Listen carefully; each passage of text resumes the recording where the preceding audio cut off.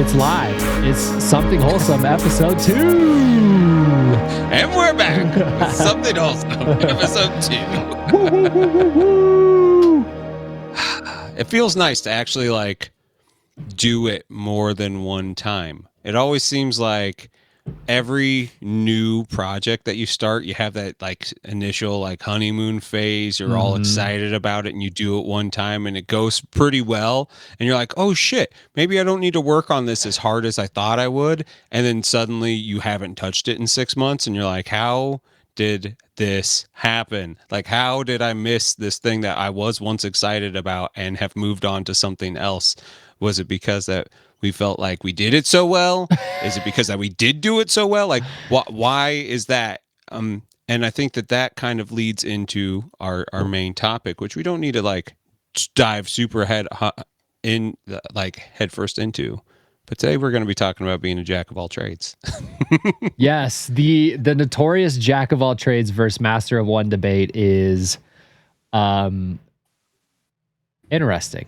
And I think that we have a lot in common. I'm assuming we just very briefly 1 second talked about how we both have a similar opinion on it. But I think that we'll dig in and find out that we have much more in common about it.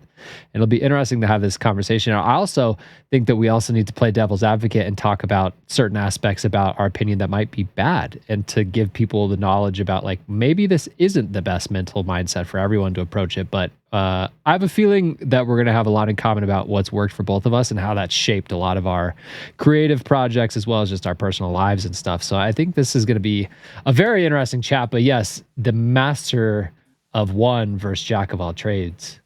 It's deep. And it's one of those topics that I think is worth diving into from a creative standpoint and from people who launch creative projects and just life, because from an entrepreneur standpoint and narrowing down projects and starting new things, it's very important to understand where you lie on this debate, because it will help shape your time inside of those projects. Oh, for sure. For sure. And it's like, it feels weird to have this conversation now, because it almost feels like in order to make it or to do anything now, you have to be a jack of all trades. You can't just be the guy that does this one thing really well. I think eventually that may be a thing, but anybody doing anything, I think that this world isn't really built for the master of one anymore. It feels like, and like maybe that's just me and like my mental disorder, my neurodivergent brain, like justifying that this world around me is fucking chaos. But I don't know anybody anymore who focuses on being the master of one. Like that is something that is a rare unicorn to me anymore, which is very weird. I agree. And I cannot wait to get more into this. But first, how the heck are you, dude? It's 2022, which is the year that nobody can say right. I don't know if you've bumped into that, but people can't say 2022 for some reason. They like are adding, I heard somebody say 2022 the other day, and I was like, what did you just say? It was like they just kept saying 20, and I was like, it stops eventually, right? You know that, like it's 2022. And it was like 2022, and I was like, oh my God, where is this going? Dude, this is fucking year 3 AP. Like I'm like time reset in 2020. Like you guys are all worried about 2022, and I'm like, there's a new book of our Lord. It's the book of COVID. Yeah. The third chapter begins. Yeah. We are well past the point of me actually understanding like where I'm at. Personally, I'm doing well, but I have had a fucking crazy roller coaster since like Christmas happened. We did our last one after Christmas, and we were all feeling good and festive and nice. We're like, oh, we're going to do our next one after New Year's, which is also going to feel good, festive, and nice. And then the night of New Year's rolls around, and the people that we were going to hang out with, just a small gathering, there's going to only be 5 of us. One of them tested positive for COVID after hanging out with them all day. And I was like, oh, well, let's not go. Even though I'm kind of getting to the point where like, it's not that bad, I still don't really want it. And especially since next week, I'm going to be helping my family shut down our family business. So I'm going to be like in Oregon. So the last thing I want is to get like really sick right before having to go for 10 days to Oregon and bust my ass. So my wife and I just sat and like we built Gundams all fucking weekend long. We had we just like watched Always Sunny in Philadelphia. I built this thing. Check this out.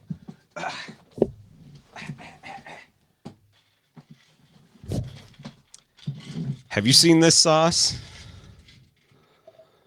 No. I've seen Cup of Noodle, but I've not seen that. This is a 1-to-1 plastic reproduction of the cup noodles from the Nissan company. It is an exact replica of what it looks like. Just like it's a Gundam. They even have like, look at that stuff in there. It looks like the shit that makes like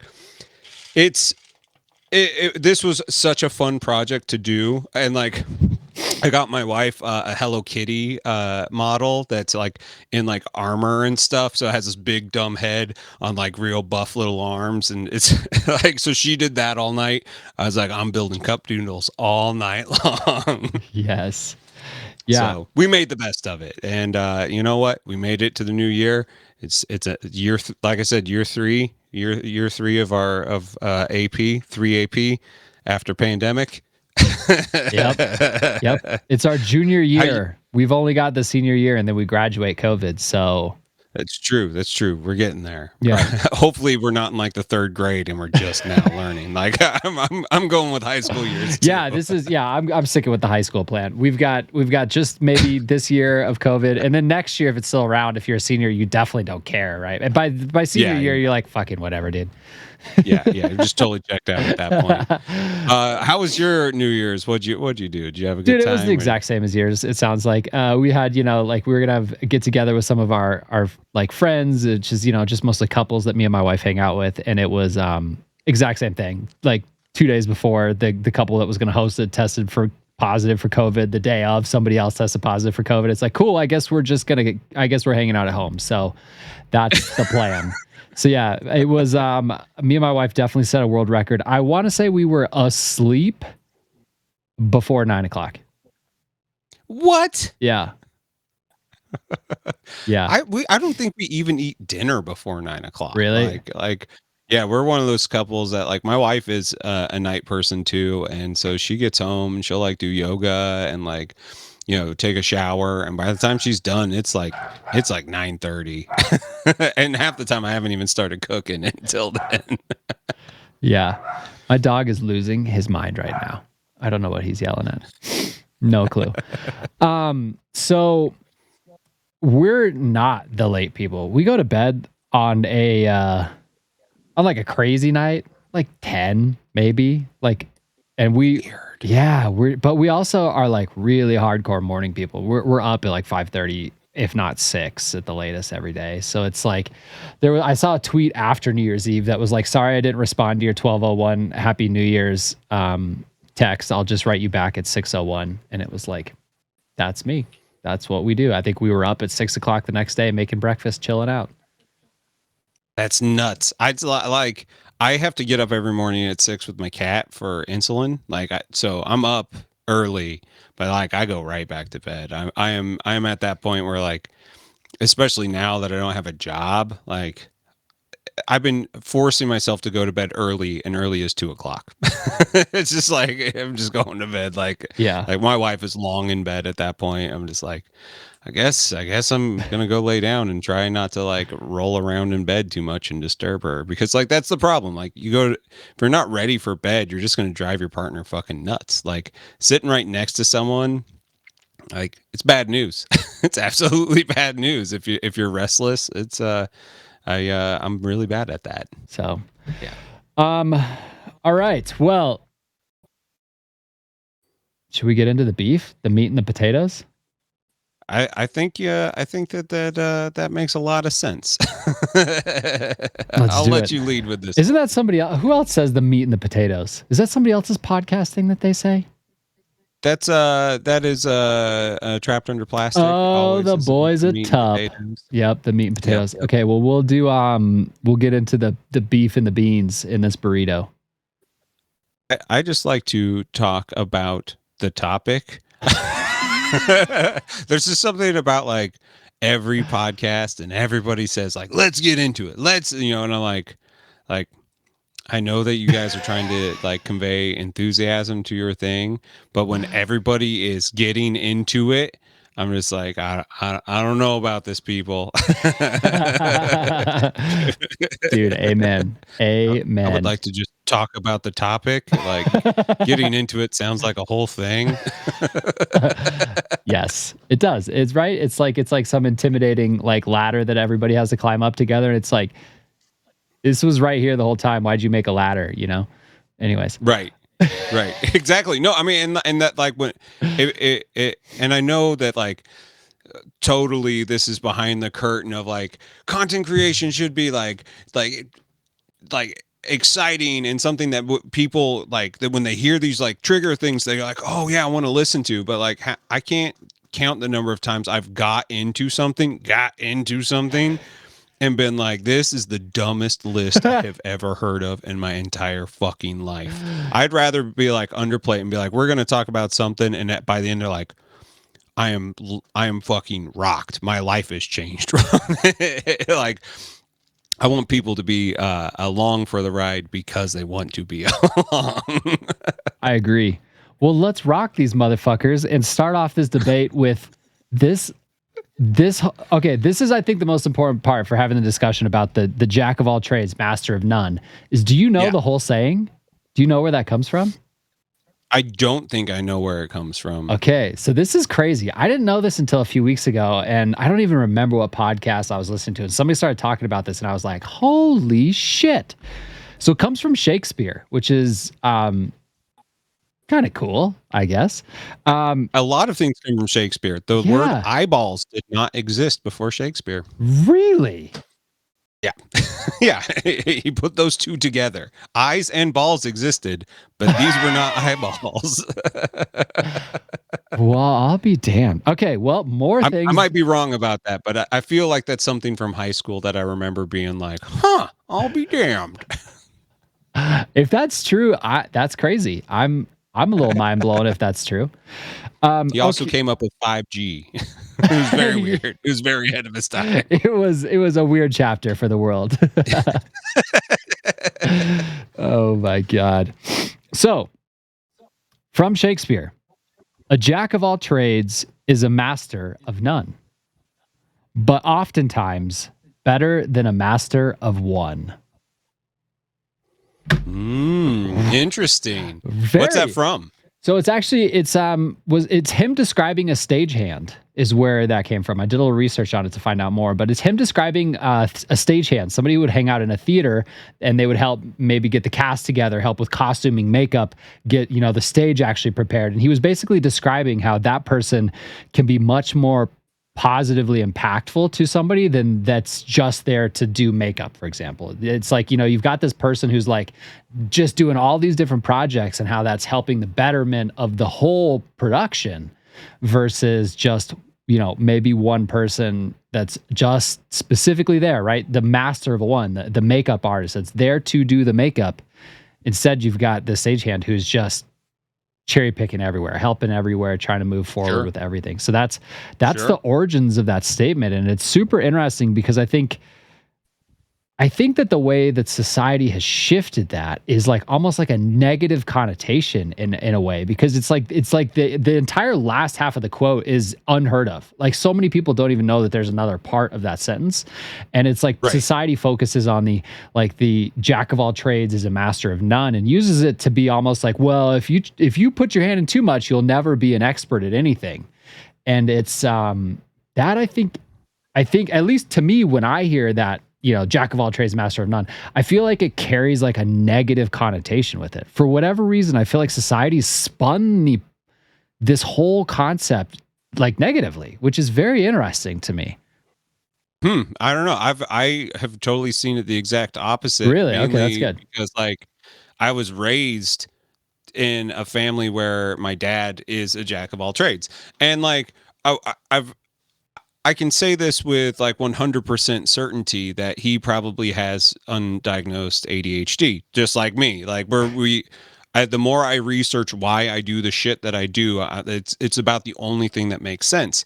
And for someone like him, you know, when you're left up to your own devices to like make work and money and all this stuff, sometimes you just like you follow the path along, like this job led me to this thing, which meant that I needed to learn this thing.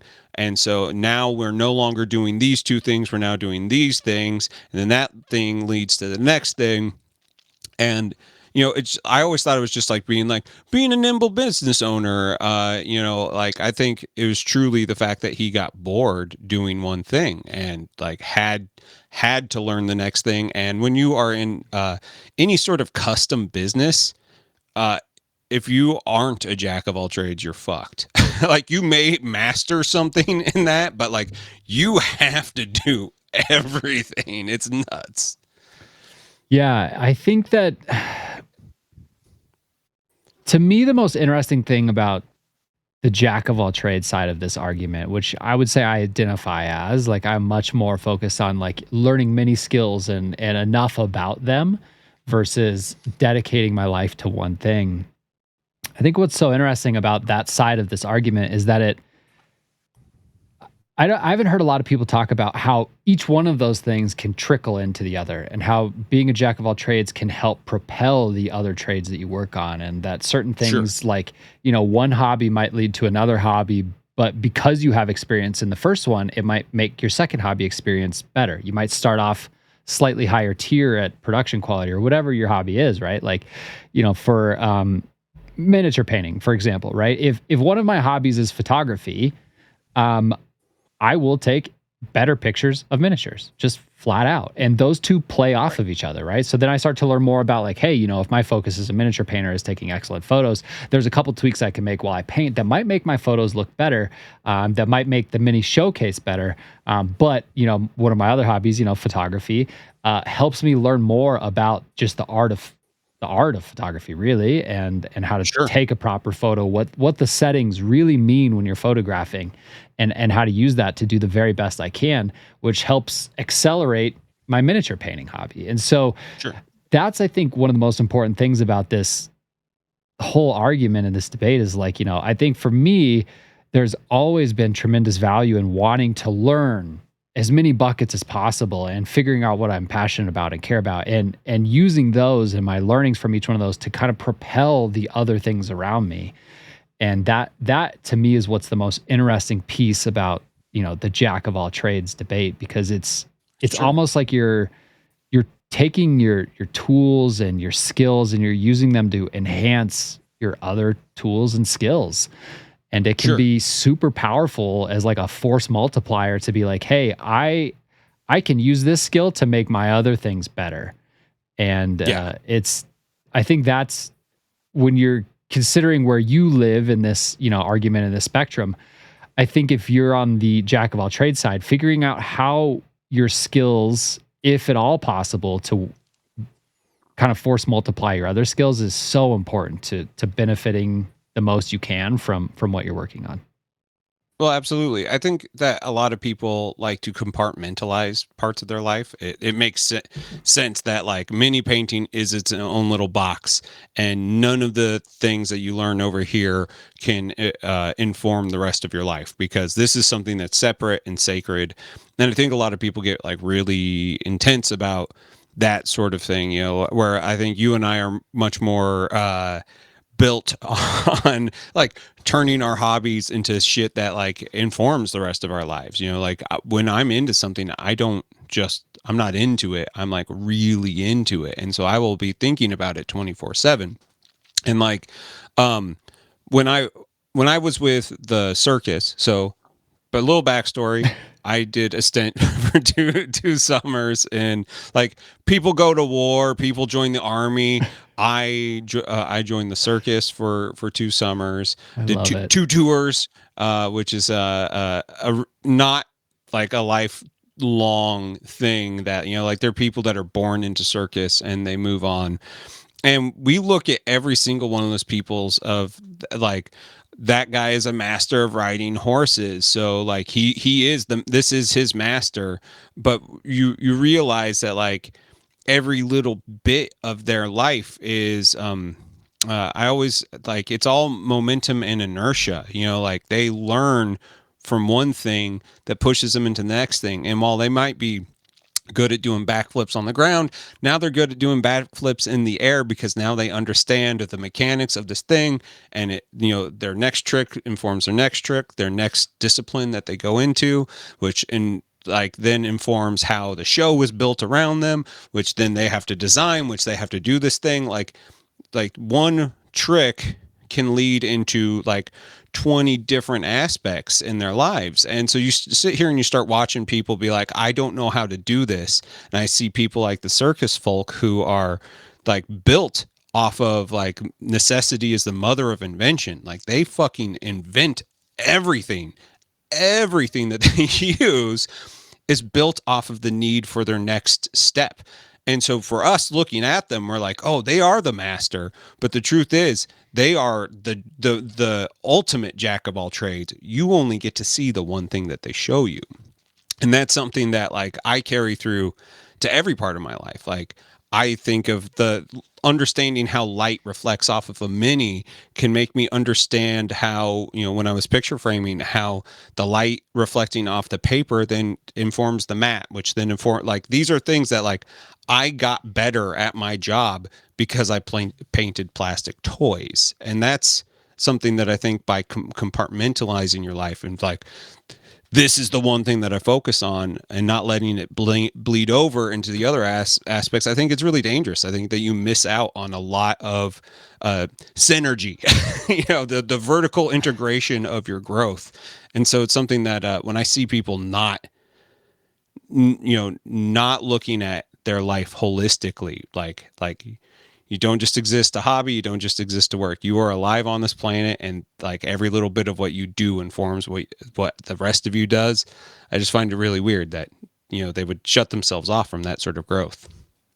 I agree. I think it's going back to what you said kind of early in the show, like that you don't know if the world's really cut out or even possible for a master of one to exist in a lot of senses right now. I think that that's true. I would agree with that. I think it's a hot take, but I agree with it. I think that it is. I think it's becoming increasingly more difficult, especially as a creative, to be a master of one. I think that there's very few, outside of our hobbies and our niche, like, if you look at like like top tier musicians, right? They're acting, they're doing all sorts of other stuff. It's not just like I'm just a phenom of a singer. It's like, well, are you a songwriter also? Because so many people don't even write their own music. And are you acting? And are you doing all these other things? And it's like I think that we are definitely at a division in the world where we're seeing a lot more focus around mastery. Not even mastery. I would say proficiency in many skills versus mastery in one.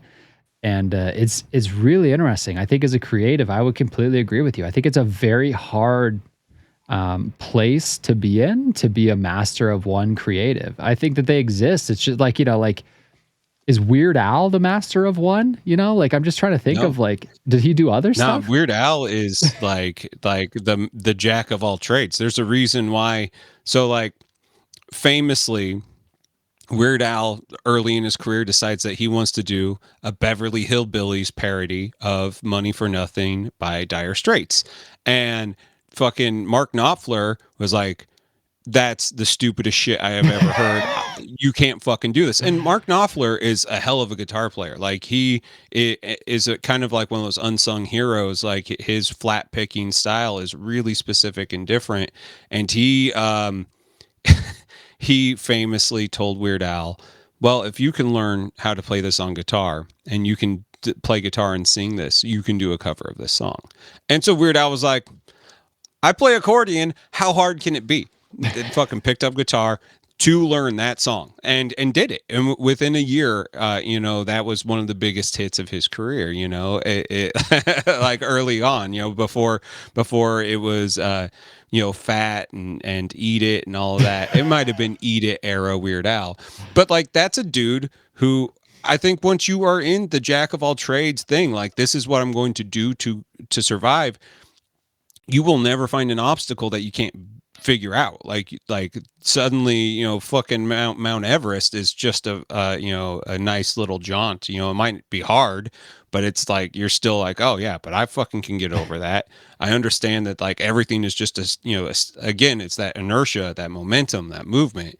One thing informs the other, and if you can't ride that wave, like you're fucking dead in the water. So like you might as well get over that fucking mountain, climb that hill, get to the top, use what you've used, and you will grow from it. Like I think like yeah, when I hear things like that Weird Al story, I'm just like, that motherfucker is what I want to be. Like that's amazing. Like that's inspirational, and it's not just like, oh, he beat the dick. Like, no, he learned an entire new language to make this. Like, good guitar playing is another language. Playing like Mark Knopfler is someone else's language. He learned it just to make a Beverly Hillbillies parody. Like, that was his goal.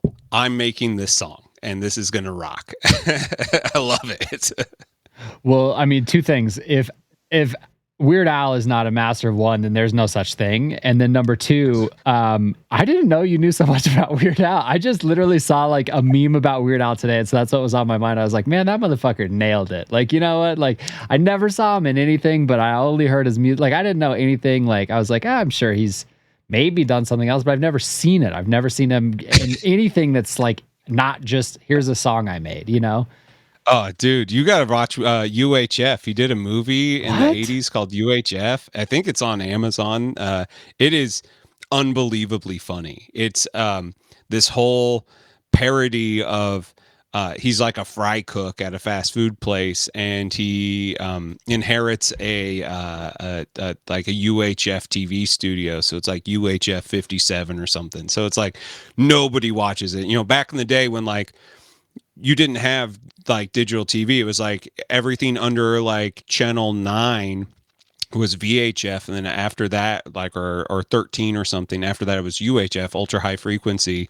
And it was those were the stations that were like way harder to like watch because they didn't have like much power behind their transmissions. So like he takes over this. It has what's his name, the guy from Seinfeld, Kramer, Mhm. Michael Richards, before he went all racist, doing probably the best role in his entire life as Stanley Spadowski. I mean, like, it's one of the fucking funniest movies ever. I love Weird Al. It's like Holy shit. I I had no idea. I What an amazing rabbit hole that we just went through together. dude, like, how many people have built an entire career out of making people happy? Dude. And not doing it in like weird sappy ways. He's doing it with humor and with things that sometimes will make you think. It's not like he's like the biggest like political satire guy, but like he makes you think about the world differently. And like I can't hear Gangster's Paradise without rapping Amish Paradise. Like I can't. They're like fucking the only reason Coolio had a career, in my opinion, is because Weird Al made him fucking Weird famous. Al made him. Yeah, like he had a great song, and he got in that Dangerous Mind soundtrack. But the reason we still think about Coolio to this day is because Weird Al made him a household name. I'm not gonna lie, I like this take. I think that's fair, dude. I'm on board with that. I'm down. I'm down. You have sold me. I was a pretty easy sell because I didn't have an opinion either way about why Coolio was Coolio, but I'm fucking sold on this, dude. Dude, like seriously, watch Weird Al's career and watch how people around him become permanent fixtures, even though like you may not think about them every day. Like some of those songs, it's just like he cemented them into pop culture. And it's amazing. And like he finally won a Grammy. Talk about somebody who's put Really? in the work.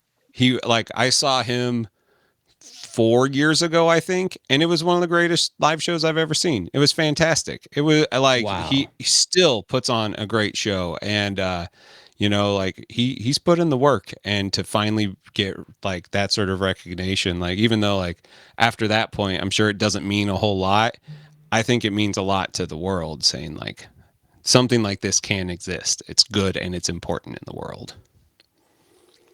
Well, there you have it. Weird Al is There you is go, a man. jack of all trades. So, I mean, I feel like We that's could do all the. we could do an entire Weird Al episode. I'm down. I I want to know a know lot. more now. I want to know more now. We'll definitely have to table that Weird Al week, and I can't wait. If maybe once we get a community thing going, we can do like an online movie watch with everybody, and we'll watch UHF because it's hilarious. It's one of my favorite things ever made. I love that. So jack of all trades, right? It sounds fucking sweet, right? On the surface, but Yeah. and it is sweet. I mean, I love it. I wouldn't trade it for anything. But w- have you ever experienced any negatives from it? Like, what is the downside of being a jack of all trades? I think what is it? The Dunning-Kruger effect? Is that the thing where you think that you're much better than what you are, but you realize that you're actually at the lowest point? And so like there's that thing like you convince yourself that you're doing better at things, but you haven't had enough time to actually learn where you're fucking up. And so like once you actually see that, it knocks you back. Like I think that being a jack of all trade can be one that can hurt your ego quite a bit as like you sometimes like especially if you don't focus in on certain things or you don't feel like you've caught that through thread, it can just feel like you're spinning your wheels. It's and I think that is another thing that I suffer from a lot in my undiagnosed ADHD is like I sometimes just have no idea what I'm doing.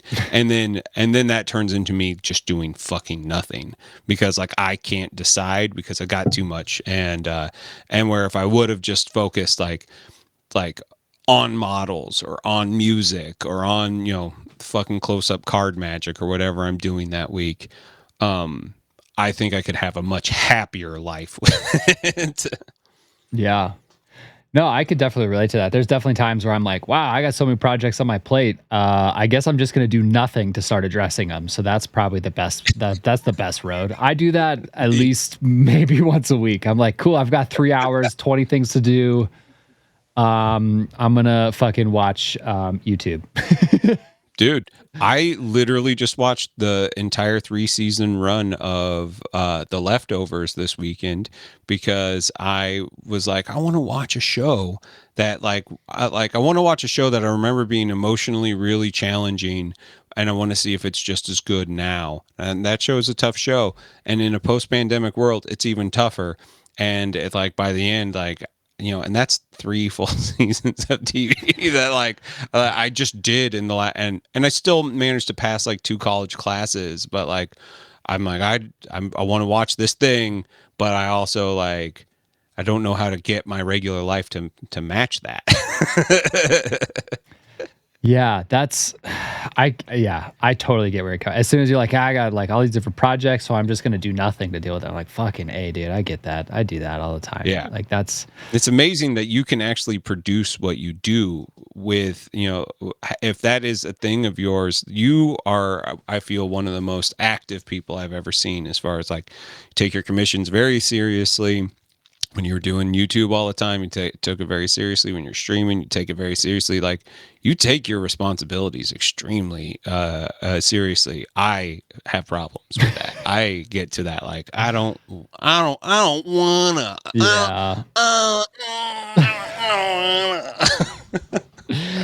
Yeah. I think that I probably fall more into the I don't want to category than it might appear at times, but I think that I think I overproduce when I am being serious that it kind of covers that up, but I definitely go through the I don't want to phases and I think It's those cheat codes that you have. Like you live yeah. your life min-maxing your time, so when you are actually fucking doing something, it looks like you're doing way more than everybody else. And I kind of hate you for it, but I'm like also incredibly inspired by it. I'm like, well, that motherfucker just did like a 4,000 point army this month. What? I'm like, I have painted like a model. Well, we'll get to that later this episode. Okay, I posted it in our Discord chat, but there's a checklist. There is a weapon I use to help me with some of this stuff. But good. I think that some of the negatives to me on the same topic, I mean, some of the negatives of the jack of all trades, one thing that I do all the time that is um fucking horrible and it's definitely not helping is like I just stretch myself out. I'm like, I could do this, I could do this, I could do this, I could learn a little bit about this, I could learn a little bit, like, you know what I mean? And all of a sudden I've just got Sure. literally 20 things on my plate. And it's like, then that will ultimately lead to me leaving projects behind, me leaving a lot of loose ends on shit, half baked ideas that, you know, like I know last week we talked about, you know, the are you a 0 to 100 business creator? I got ideas that made it from 0 to 2, you know, and they're just sitting there waiting for either me to pick it back up or to hand it off. And I think that that is one of the issues that I bump into with the jack of all trades mentality is I just start things everywhere. And a lot of them I really go the mile with, you know, I'll really take that from like a 0 to idea to like a, you know, a 30, a 40. And it's like, but there's a lot of them that never make it past like 2 or 3 that are just like, it's like Sure. something I start and I'm like, fuck it. You know, like I got too many other projects and this would be cool, but I can't, you know? And that leaves, Right. I think at times, I would say I'm pretty good at coping with leaving unfinished projects. You know, I think I'm mentally pretty good with being like, yeah, it didn't work out, or I'll come back to that. But there's definitely, Right. At this point, you've done it enough times that it's no longer yeah, shocking that you do it. yeah. But you know, there's a lot of other projects that I've taken much further than that 2 or 3% phase, and you know, we're at the 20-30% phase, and then I'm like, yeah, I just can't. I'm just not going to do that anymore. And that I think Sure. is a little bit more mentally taxing. And so I would say that that's something to be aware of if you're the jack of all trades person is learning how to accept projects that you didn't finish and figuring Yeah. out like, you know, number one, that's okay. Like that happens. There's unfinished projects all across the world. And I think it's pretty normal for that to occur. I agree. I think that that I think that that is a problem with you know non-neurotypical brains. Like we can get into it. Like an old boss who called me a dilettante, and I was like, wow, thanks. And he's like, most people wouldn't think that that's a good thing. And I was like, it's a word that I've never heard before. So like, you know what? I'm gonna say that it's a good thing right now. And then I looked it up later, and the dilettante is a person who like goes from scene to scene, from group to group without investing a whole lot of time into it. So they amass a lot of knowledge, but they haven't uh, like actually done the work on it, and so they can talk with some sort of like um you know authority on the thing, and may not actually have the skills to back it up, like that sort of thing. Like not really a phony, but also like it's kind of like being a phony. And he said this because like I after getting into tarot cards and shit like that, I realized that actually I really just want to learn close up card magic. And so I ended up joining the Magicians Guild in St. Louis because that informed another one of my hobbies that I was trying to do, of which he was like the president at the time. And like which was funny because like you know, he'd never expected anybody of his past life to like follow him into this weird like circle. And here I am, this old boss of mine, and him and I just like talking magic and how tricks work and all this shit. And he's like, dude, you are way too into this for somebody who's only been into it for like 2 months. And I'm like, yeah, it's kind of my thing. It's either no, or it's all gas, no brakes, or that fucking car is fucking dead on arrival. Like I'm like full tilt or not moving at all. And that's when he called me a dilettante. And I was like, he's like, I say it with the most love because like most people can't be like you, but like also, you know, you talk like you have some sort of authority and you haven't done it long enough to even understand. And that's that Dunning-Kruger effect where you're like, I am way better than what I am, but really I'm actually like at the worst I've ever been. Yeah. Yeah. I think the jack of all trades is like a very fine tooth edge to walk, you know, or very, very sharp edge, whatever that saying is. Sure. It can be it's a really a test of balance, you know, like how much can you take off and how much can you chew on before it's too much and before it starts to impact, you know, some of the things that you actually are very excited about, some of your projects that you are very pumped on. I think it's easy to Absolutely. get totally lost in too many things. And I think it's, yeah, it's something that I've experienced personally. There's definitely been things where I'm like, I don't have time for this. Like, why did I even consider starting that? Or why did I actually start that? And then Yeah. I think I've become better over the years at realizing, a lost investment and being like, okay, let's cut that. And removing it, to be able to focus on the other stuff that is important. But I think that that's definitely a negative side effect to be aware of as a jack of all trades. Is it's like before you know it, you got 20 projects at once, and you like the idea of all of them, but you only care about five, and it's like Yeah, how do sure. you deal with the rest of it, and how does that falling out work? And so that's definitely something I've gone through. Sure. No, one of the things that I found that not every hobby is super welcoming and or like friendly to liberal-minded people and progressive people. And after the January 6th riot and insurrection, I decided that like I grew up around guns. Like I was like they're not something that scares me. I've owned them. They're fine. But like I wasn't practiced with them. And like I was just like, I don't think that I want only, the lunatic fringe fucking, conservative people being able to know how to use firearms. Like I think that that is a dangerous thing.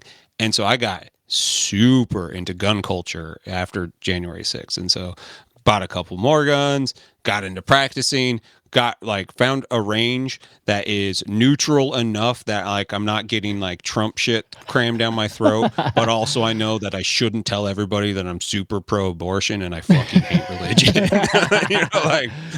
Yeah. Like I probably shouldn't like go down that road.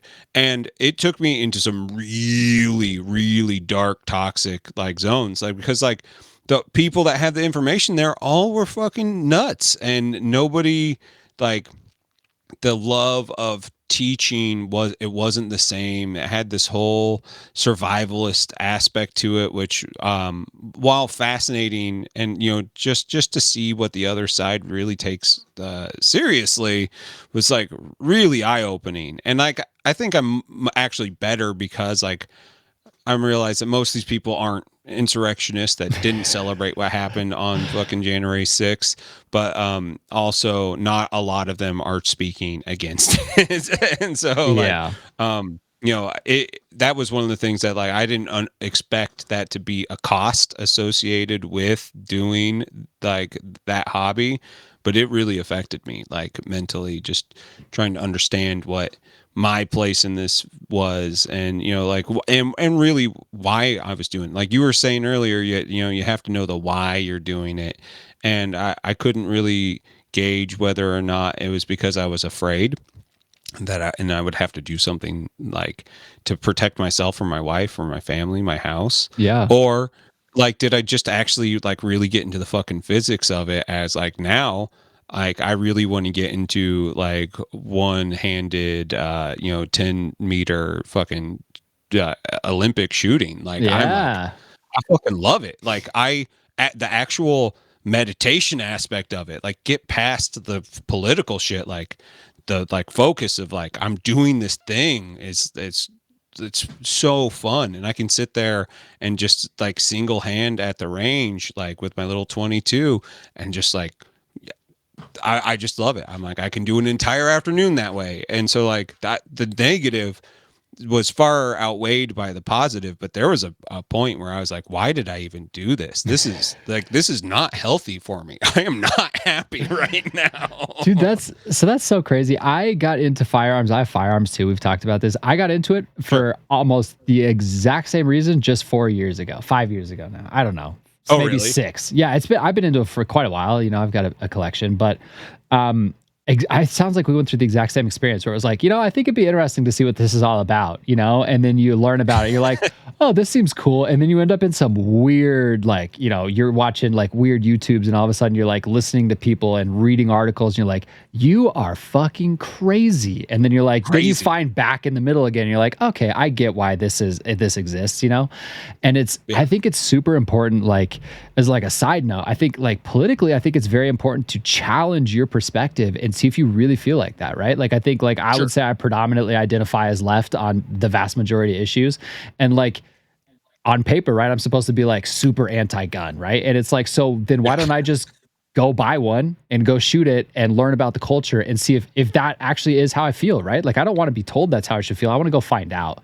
And I think that Yeah. that's like that was a super powerful moment for me to really start to challenge my own ideologies and be like, "Hey, like do I really feel like this? Cuz I'd like to find out." And it turns out like uh with precautions and safety, like firearms are fucking awesome. They're fun, dude. They're fun. Like literally they're just fun. I get why these people have them. I get why they're like, let's go shoot in the woods, you know? Like I get why this exists. I understand definitely the negatives. I definitely understand like, hey, there's some shit we need to maybe figure out.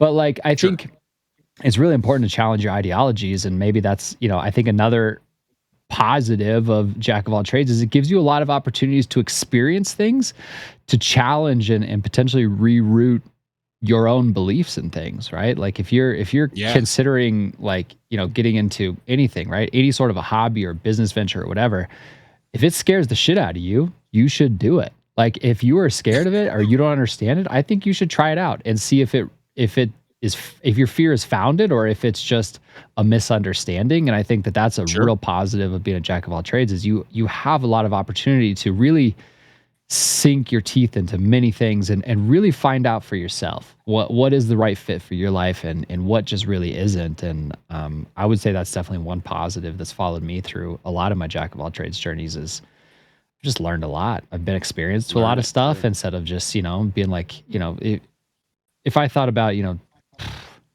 12 years ago at this time, the literal only thing I cared about was making music and being a DJ and producing records. And that was it. Like I was really kind of a master of one for a few years. That was it. That was my hobby. That was it. I am now since then, right? Like I am a very, very passionate golfer. I love golf, right? Really? Yeah. And I lived on a golf course, right? My apartment, it was a golf course, right? It backed up. Like this was it. Wow. I lived on a golf course, never walked On onto it. purpose? Like you were like, I have to live on this golf course, or was that what made you into golf? Because like No. I could see it working both So ways. it's weird. So I played golf off and on like since I was 2, right? I had my first golf club Oh, when I no was shit. 2. Okay. Yeah. So I played off and on my whole life. It's always been kind of a part of me. But during the phase of being like, you know, working on music and being like, oh, I'm a musician, you know, like that was it. Like I literally lived like 100 yards from this thing that I grew up doing. I lived there for 2 years. I didn't even step foot on that golf course once, you know, like it never even crossed my mind to do it. It was like, I am only making music. And it was like, that was it, you know? And then I've gone through a lot of personal growth in the last like, you know, 10 years and a lot's changed. But Mhm. um, I've grown a lot as a person because I think I've experienced more, right? Like, you know, I play a lot of golf now, but I have a lot of other hobbies too. And all those kind of play together. And it was a weird chapter to be so just narrowly focused on just one goal, one mission in mind. Like I am making records. That is it. And Yeah. you know, at times that can feel good, you know. It gave me it I knew what my fucking afternoons looked like, you know, like I knew my plan. Like there was I definitely was not suffering from the I've got 12 projects. I guess I'm just gonna do none of them. That was not happening at that time. I knew exactly what I was doing. Um, Yeah. but man, I just looking back, I feel so narrow-minded about what I was doing with my time, how much stuff I potentially missed out on, and it's really interesting. And it was a very, very brief window of that because I don't think that any other parts of my life were that narrowly focused on just one thing.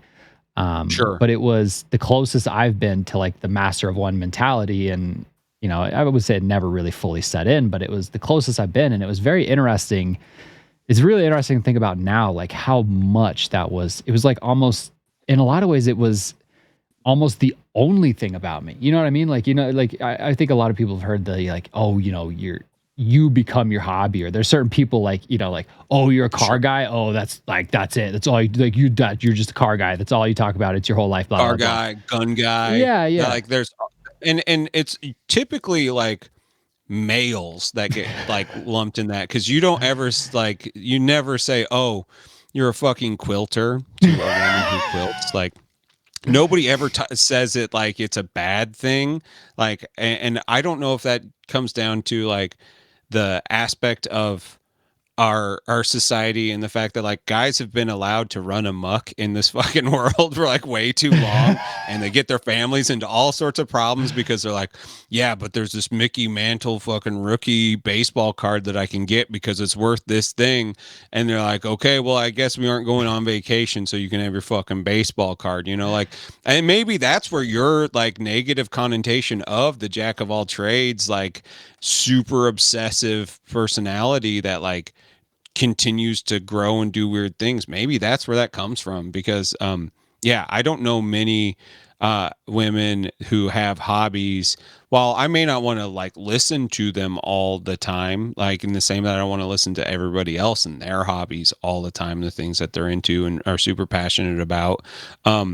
I don't think it comes with near the like emotional cost of like, oh, a guy's into fucking like hot rods again, you know, Yeah. like there isn't that same sort of shit that comes with it. Yeah, I know. And it's like, you know what it probably is it's like I think society is just so harsh on women in general that that's like the least of anybody's worries. You know, they're like, You're probably right, like which just breaks my heart that I you just know. said that. I was like, oh shit, you're fucking probably Cause no, I right. was thinking, I was like, you know what?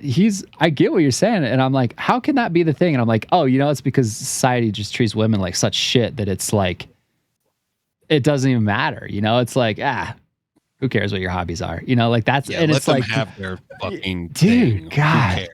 society's the fucking worst. And it's like, yeah, of course, guys are like, I don't want to be labeled as a hot rod guy. And it's like, dude, that's not that bad. You know that, right? Yeah, yeah. Out of all the things that could be going on there, that's like the least weird thing. Oh my God, dude. Yeah. And it's, I don't know. I think that's like, I think people, the masters of one get lumped into these like, oh, that's your whole personality thing. And it's like, maybe, but Do you know any masters of one? Is that something that like you have ever really encountered? um, to be honest, I don't think so. I would really have to like, the fact that I can't like off the cuff think of somebody tells me probably not. I mean, I'm sure if I really like think through the people I know and, especially professionally, um, I might know some people that would really fall in that category, like, I don't know, like a really fucking good accountant, right? Like, I don't know. Dude, Is it? I was literally just thinking a fucking accountant like that. I was like, about the only person I've ever met in my entire life who seemed like a master of one was an accountant. Like that's all Yeah. he did. It was just money and counting money and trying to find new ways to save money. Like that was his passion. Yeah. So I think they probably exist. I just would really have to think if I know any personally and Yeah. like, I don't know. Off the cuff, I'm going to say no.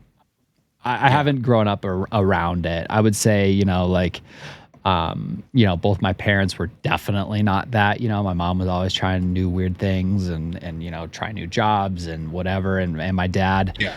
I mean, no, not him. No, he's definitely not a master of one. He's a little bit. I think I got the hobby bug from both of my parents, just like next level. They're like, we got a couple hobbies. I'm like, let's see what I started this year. What's a new hobby, like when I went to college, and my brother did too. Like once we were out of the house, my parents just decided to take up beekeeping.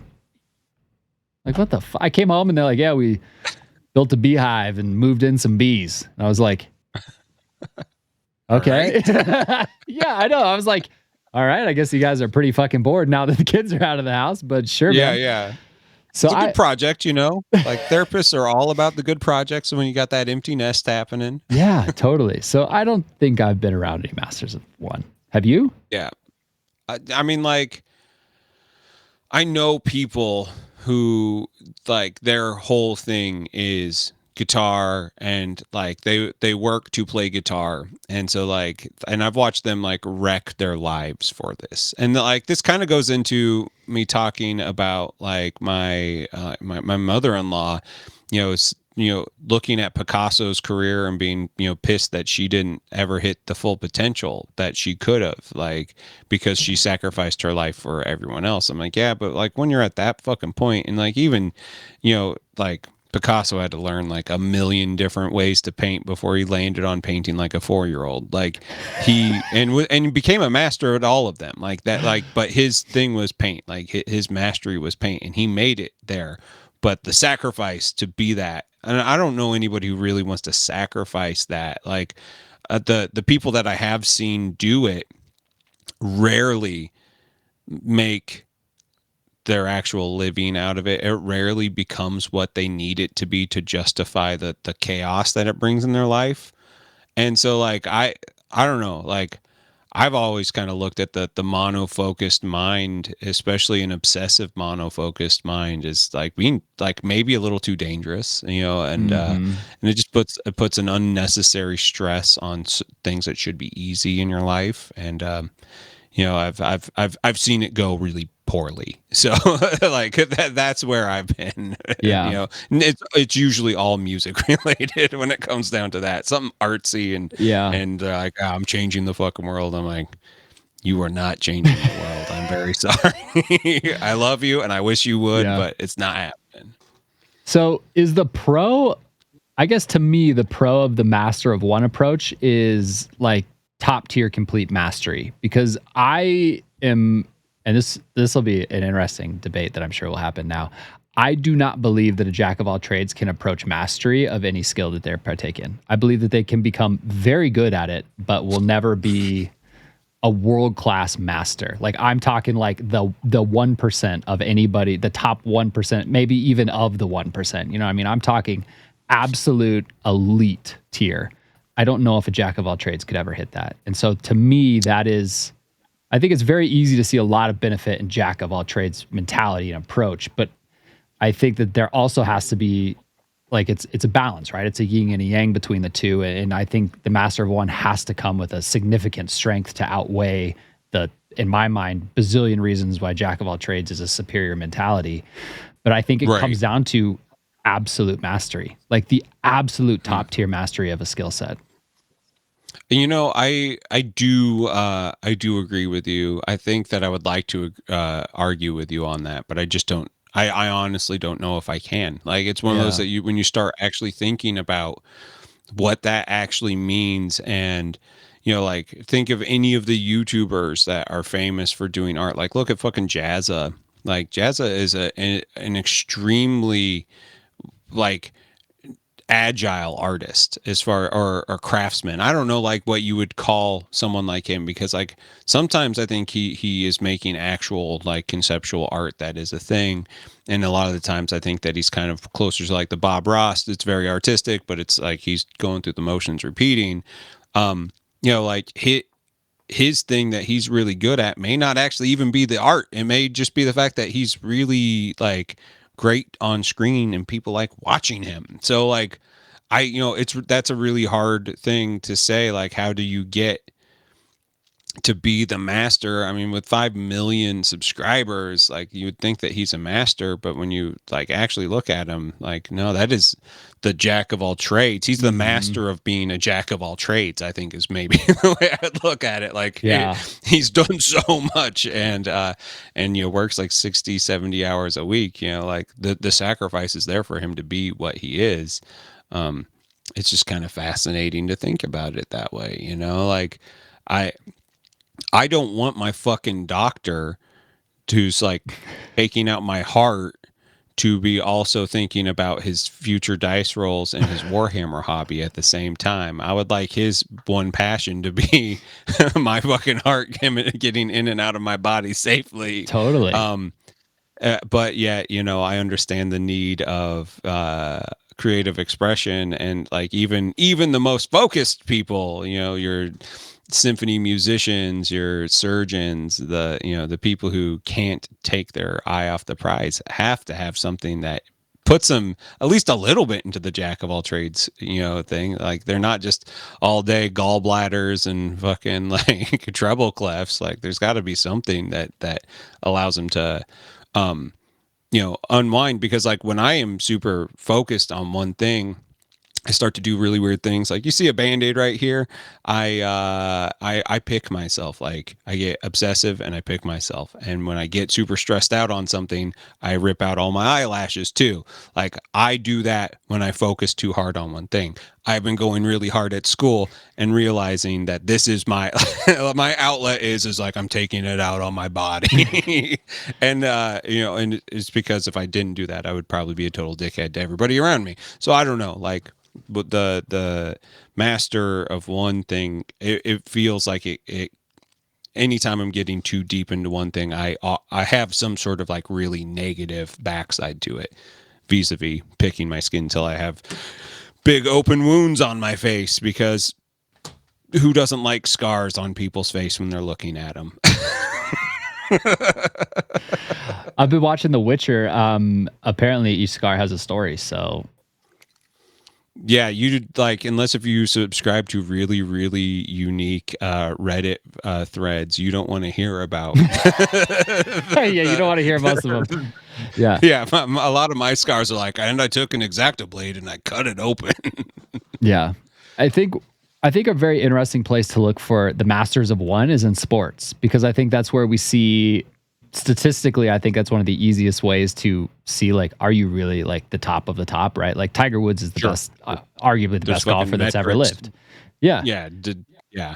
But Tiger Woods, I mean, the same thing, right? Like Tiger Woods is so like hyper focused on golf that he's got, turns out he's just got this like, horrible like sex addiction and had the, Dude, a bunch of golf like and pussy. That's all that motherfucker cares about. Yeah. like, he does not care about anything else. Right. And like, so he was the very best golfer that's arguably ever lived. And like, but that was like, he was bred into that. He was forced into that as a child. And that became, that was every single thing about him, like he was a phenom by the time he was like 7, like, I think he was on, I want to say he was on, it was like Letterman or Carson. Yeah, that's what I was just going to say. Yeah, Letterman or Carson is like a child. He's like on there chipping, and the audience is like, holy shit, look at this kid go, And it's like all these dudes who suck at golf in the audience are jealous of this 7-year-old. And it's like, he's an absolute master. It's the 10,000. Do you like subscribe to the idea of the 10,000 hours of mastery, by the way? Do you know about that? I do. I think that is a real thing. I think that it exponentially gets lower depending on what you've done before. Like, I think that like as you level up your sneak skill ability, it also helps you like level up your charisma at the same time. Like, I don't think any one thing just goes up at the alone, but I do think that there is a very true statement about 10,000 hours. One of my circus friends had a t-shirt that was like, this is how you learn how to ride a unicycle. And it's like, it's fucking hilarious because it feels super true. Is first step 1, get a unicycle. Step 2, fall off the unicycle 1,000 times. Step 3, you've learned how to ride a unicycle. Because like, it takes the repetition. It takes, all of that to build a good habit and routine around learning and getting better. Like I easily put 10,000 hours in playing Nintendo as a kid. Like that was like what I did. And all my friends were like, why are you so good at playing games? And it's like, because I get sunburnt when I go outside. So like to me, I didn't know that I was mastering, something, like Castlevania, but like I could get to the point where like I was speed running like Resident Evil 2 and shit like that. And like, I didn't even know that was a thing, like, Super Metroid. And all my friends were like, how'd you get so good at it? And I was like, I just play games, man. Like, so I like that shit disappeared, once I figured out that I could, get laid in high school and guitar was much cooler. But as a kid, I was a master of pushing buttons. And now like, it's just something that I do from time to time as a way to unwind. So like that mastery as a child has turned into a jack of all trades as an adult. So I don't know, man. It's weird. It is weird. The 10,000 hour thing is really weird because it's like a math way to break everything. And like it was years ago when I crunched the numbers and I probably fucked it up ever since. But I think it's 5 years. If you do something for 40 hours a week, it takes you, I don't know, whatever the math is. It's like roughly 5 years. If you literally every single week do one thing for 40 hours in 5 years, in theory, following this ideology, you are a master at it. And it's interesting. I think that I don't know. I go through believing it and not believing it, right? Like I think it's an interesting perspective, but I think that it's much less end all be all than that statement, right? Because Sure. I think the mastery target moves over time anyways. So like what you're working towards for 5 years, by the time you get there, it might be a completely different target because the meta of whatever that hobby or sport or like whatever it is might have shifted and you've spent 5 years working towards something that's now not there. It's a different road.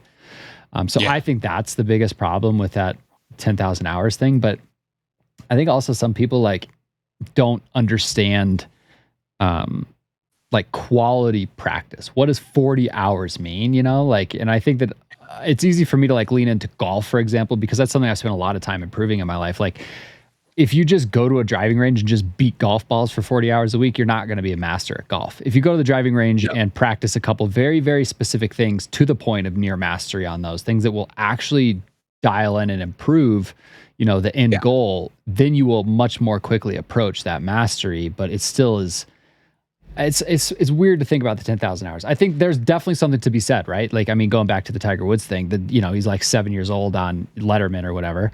And it's like at that point, he could have been playing golf for 40 hours a week for 5 years, right? They put a golf club in his hand when he's 2 and his dad leaves him on a golf course for 40 hours a week. He could very well be damn near a master by the time he's 7.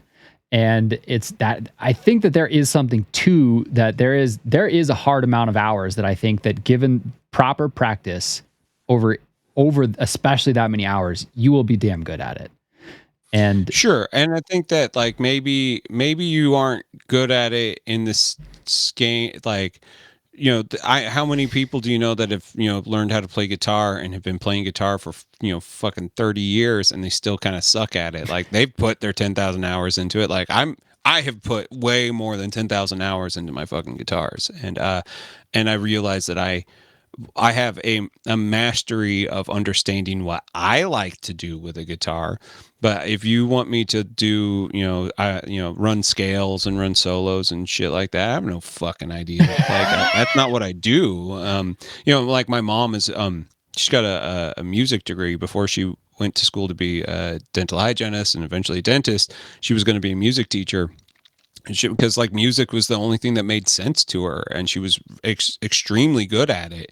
And she realized that like she can read the language and speak the language of music, but she can't like actually, she's not passionate about music. Like when they were like improvise now for like, 16 bars or whatever, she's getting out there with her freestyle rap. She couldn't fucking do it. Like she couldn't actually create in that space. And she was in, 10,000, hours. So like there's a mastery there, but she missed like a huge aspect of which I have no idea how to read any of that stuff. I know like if someone says A, I can fucking play you an A. Like that's fine. I can do all of that.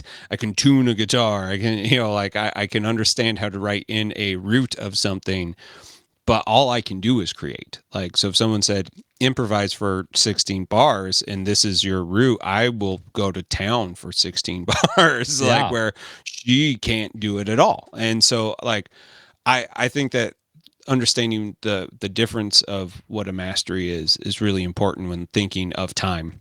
Yeah. Because I think that, if you just think that, oh, well, I put in the time, I'm a fucking master. Like, you may be a master of this one thing that you do, but typically there's a lot more to it. Yeah. I think that's, in my mind, that to me is the strongest positive of the master of one argument is the understanding that there realistically is potentially an hours put in number that ties to very high level execution of anything. And I think some of that comes down to how good are you practicing in that 10,000 hours? Are you practicing the right thing? Are you learning the right thing? Are you pushing yourself? Are you just accepting, are you actually practicing or are you just going through the motions? And I think that really comes much more down to the personality of the person involved. But I think that there is a direct path to mastery in the master of one mindset, which I think is interesting. It's something that I personally I don't see. Like if you're like, hey, how do you get to be a master? I'd be like, I have no clue. Like if you showed me the end of it, if you're like, here's the starting line, that down there is that's where it's done. That's mastery. Where do you go? I wouldn't know. I would tell you how to get started. I'll tell you how to probably beat half the race to the halfway mark, but I could not tell you how to finish it. And that's just where my brain lives. Like I just don't, I like miss that little bit before the finish line. I can't see it. And I think a lot of it comes down to like diminishing returns. I think there is substantial diminishing returns the closer you get to mastery. The amount of stuff that you have to practice to go from 99% proficient to 100% proficient is absurd. Like it could be the last like 1,000 hours. And it's like, you know what I mean? Like from a game of golf, right? Like if you're out there and you're like, I need to break par, right? You're talking about shooting a 72 versus a 71. I think that's a year of practice. You know what I mean? And it's like you might only take a couple years to just get to there, but it's like, you know, that last stroke to shave off your game is so hard to master. And it's all and you may never hit it. I mean, that's the thing too, especially when it comes to sports. Like think about all the people that have been there and that are masters and still haven't hit it, you know. Golf being like there are more professional golfers barely making it than you would actually know. Like, I've known a couple of them here in St. Louis. There's a lot of, country clubs and golf communities here. And the amount of time and money that they put into this thing. And it's just like lucky that they were kind of born with the fucking silver spoon in their mouth. Like they knew that they could put this much time into a hobby like this and get to the point where they're fucking great, but like they still aren't making it, you know, like they are, it's just, they've somehow managed to tie, you know, typically when you're at that point, you tie golf into your everyday life. You've become you're just a golf guy, dude. Yeah, you're just a golf guy. You are teaching lessons. You're, you know, doing all sorts of things. You are going to these, things that have cash purses. You know, like you really are working very differently in a way that, like, I don't know if it exists in a lot. Like, you don't ever get that as a musician. Like, like that money isn't just sitting there, and you'll spend the same amount, if not more, like being a musician. Like it's very weird. I think golf is an interesting idea because like skill, like when it comes down to an actual skill based thing, it's extremely difficult to quantify what is mastery and what isn't. Like there's so many people that I would say are, but yet they aren't Michael Jordan. You know, fucking look at Bo Jackson, man. Fucking Bo Jackson. Bo knows sports. That dude played like football and then he played baseball. So he was like, I'm going to be in the Raiders and then I'm going to be in the White Sox. And then I'm going to do I'm going to do this. I'm going to do that. Archery. He's an Olympic fucking archer. Like that dude is every time I see him and listen to him talk, I'm like, you are a fascinating human being, sir. Like, how do you exist? This is amazing. Cause he's actually like really good at everything he does. Like way better than someone who is a jack of all trades should be. Yeah. So, okay. It's weird that you bring up Michael Jackson or Michael Jordan because I've actually been thinking that while we've been talking, right? That maybe Michael Jordan is the exception to this, right? Best basketball player of all time. Took a stint to literally go play professional baseball. Yep. And was not bad. But then now I'm thinking, I'm like, well, is he the best basketball player of all time or is he one of the best athletes of all time? Right. And it's maybe the same argument for this other guy, you know, Bo Jackson. And it's like, maybe they're just an athlete, you know what I mean? And they're able to like transcribe these skills to be like, hey, you know, like, and I guess that would make him just a jack of all trades, but it's like, I guess there's always exceptions to the rules, but yeah, I think sports, we see the most exceptions because I think it's the most statistically tracked. Like the world is just obsessed with sports. So I think it's easy to be like, oh, this person's the best basketball player of all time. How could they possibly be that and still, play professional baseball? Like, would that invalidate the jack of all trades arguments? Is he a master of one? Is he just the best athlete of all time? Like, what the fuck's happening? Right. But it's just so statistically tracked that I think that there's a lot more possibilities for evidence to destroy any argument on either side of this, where it's just like, yeah, there's just outliers that just break everything. Did you watch the documentary on the like 1994 Dream Team on Netflix? No, I haven't Uh, watched it. I think it's called The Last Dance. I Okay. think, which it's the Last Waltz is a documentary and show about the band who so like they aren't the same thing. I remember when somebody's like, "You've watched The Last Dance?" It's like, yeah, it was Scorsese recorded it. It's the band. Neil Young's out there with a big old like rock of cocaine hanging out of his nose. They're like, no, we're the one about Michael Jordan. I'm like, oh no, I Oh, guess I haven't watched it. It's fascinating because like that era, that was when I was super into basketball and sports at that age. And you know, Michael Jordan was one of the most like inspiring people to be, because not only was he like amazing on the court, he was had a very cool private life too. You know, he wasn't like super like into like womanizing and stuff. So like he just seemed really wholesome, and you know, especially coming from like where he came from to be that. So like you just couldn't help but love him. But like at the same time that he was like going out and getting like the second world championship, he also was like filming Space Jam at the same yeah. time. Like think about that. Like he was like he would play, they built a basketball court outside of the film studio in like a tent so he could keep on practicing and then go and play these fucking Olympic games and stuff. Like that's nuts. That's a level of like commitment I don't even know if that exists anymore. I don't know if they would do that for anybody else. Like that's amazing. And so you think about that shitty movie, they put that much effort into their star, and you know what, he was a good actor in that movie too. Like it's when you see someone like that who just kind of is like, it feels like they're naturally good at everything they do, it's hard not to be mad at them. It's hard not to like take it personally, like they took too much from the mastery well when they were born, and like you didn't get near as much as that juice as you needed because he drank it Yeah, all. everybody else is famished because this asshole drank all the master juice. Yeah. You actually, you want to hear like the like into the weeds sort of thought process. Yes, I Like do. I Yes, I have do. thought for many years that magic did exist on the planet in the way that like actual was like, oh, I could like manifest fire and like shit like that. Actual like Dungeons and Dragons wizard shooting fucking fireball magic. Like I have thought that that is something that could have been, but every time another human was born, they like took from the pool of magic to give them life. So like now we're at like 7 million and we're actually becoming less magical. And so like when you get into like the idea of like what magic is, as far as like Aleister Crowley and all these people that talk about like free thought is our only actual bit of magic that we have left, and like not being addicted and not doing things out of habit, like making a clear thought is the only magic that's we truly have, because we are every time we've made the decision, we're creating instead of doing something ritualistically or habit forming. Like it's an interesting idea to think that that may actually be the only thing that's left of magic is our free thought. And I like well, I go down like really weird like mental tangents where I just think about that and I'm like, huh, it's really, and like, because I think some people are more attuned to things. I think some people do have more more natural skill where they just see things a little clearer, you know.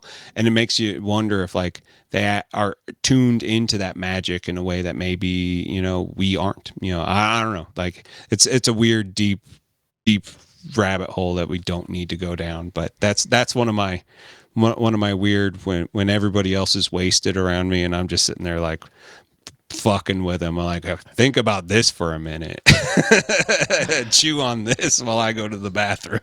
I love that. That's a wild thing to think about, and I will, per normal with our discussions, you know, this usual like, I don't know, we just talk about stuff and I can't stop thinking about it for a week. I'm not gonna be able to fucking stop thinking about the fact that the more humans that exist, the less magical we are. Yeah. All right, We're way less special. I'm fucking sold We're on that. like, Yeah, and that's a real cynical take. That's a real cynical take, but and maybe it's true. I don't know. I'm in. I'm I'm in on making the this. best out of it. Whatever it's happening, I'm making the best You out of you have it. convinced me. You have fully convinced me of this. So I think the important thing, I'm pulling it up now. I think one thing to discuss further with the idea of mastery is, to me, I think my biggest thing, and I think I briefly mentioned it, but I think one of my biggest things about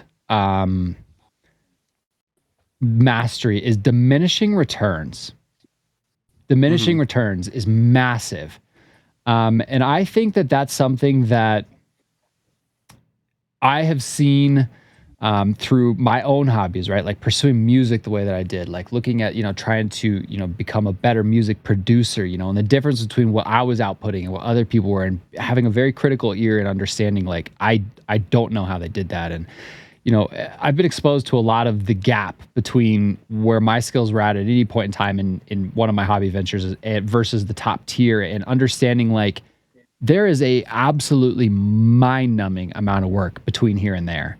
And it's like the gains are so much less than the input, like you're working so much hard for minuscule gains on the output. And that, to me, the idea of diminishing returns is something that I think I kind of understood a long time ago, and never really could latch on to why I understood that, or a theory that backs that, until I was introduced to my very favorite thing in the world, 80/20. 80/20 rule. 80/20 is like it. And I think once I learned that, I mean, going back to earlier, your comment about like, how, like, you're all in on these things. How is it like that you can do this? My secret is that I am on a traditional grading scale. I am aiming for a B minus. That is it. For almost every hobby or any of my endeavors, something that I don't really have to like really take, something that I can just understand. Like, okay, I only need to be a B minus to be successful in my eyes at this, right? Unless there's some sort of work thing, something that's tied to literally my job or something like that. That's like, dude, no, you got to be 100 and you got to figure out how to get there. If it's just like a project, something that I'm interested in, my goal is never mastery. My goal is B minus. And that is, in my mind, I mean, going back to the goals episode, it's more attainable. It's a smaller step towards the end goal. But it also helps me accept, right, that what it gets to go from a B minus to 100%, that 20% to go from good to excellent, is so much work. And it took me until I found the 80/20 theories and any of the story about the 80/20 and why this exists, until I really found that I never really could latch on to why I felt that way. And then it started to, it was like, it's like the gates of heaven opened up and they were like, you now see it. And I was like, holy shit. But really the 80/20 thing is, it comes from an Italian economist, and his name is Vilfredo Pareto. And it is called the Pareto Principle, 80/20. This was written in like, feudalism times. And basically he was like 20% of the Italian population, I think it's Italy, own 80% of the land. And he was like, that's fucking weird. And now, way more fucked up. Not even close. I can't even imagine an argument nowadays where it's like, wow, that's weird that only 20% of the people own 80% of it. It's more like, it's weird that half of a percent owns 99% of all the wealth in the world. But right. So it's become even more, you can't even really compare the origins of 80/20 and the Pareto principle to current times.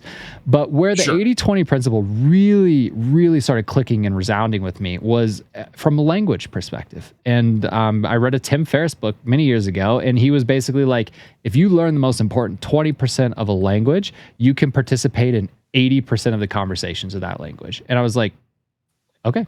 I could see that. That seems fair. That seems like I could latch onto this concept.